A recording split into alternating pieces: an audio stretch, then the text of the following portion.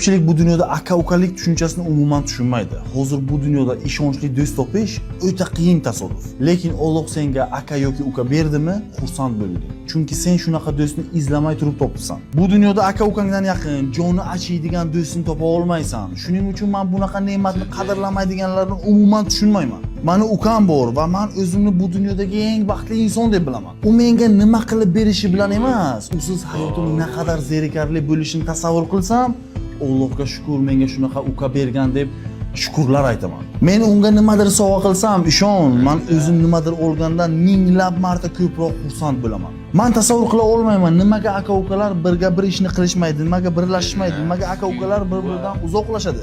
Axir aka-uka bir joyga bir mushni ursa, любой ishni qilishadi, любой ish o'xshaydi. Tushunish kerak, aka-uka o'rtasida saniki meniki emas, bizniki degan narsa bo'lishi kerak. Chunki Alloh qaysidiriga bersa, ikkinchisini rizqini qo'shib beradi. Men ukamni shunchaki hayotimda borligidan xursandman. Chunki uning ko'zlarida bolaligimdagi xotiralarim, quvonchlarim, azoblarim, otamning nigohi, onamning kulgusi bor, haqiqiy ishonch bor, sadoqat bor. Nima bo'lishidan qat'iy nazar aka-uka birlashish kerak, xarakteri to'g'ri kelmaydi, dangasa, gapimni quloq solmaydi demang. Alloh birga bo'lsangiz, rizqingizni barakali qilib beraveradi. Bu videoni aka-ukalarga jo'natib qo'ying, bilishsin bu ne'mat aslida qanaqa kuch ekanligini. What could I say?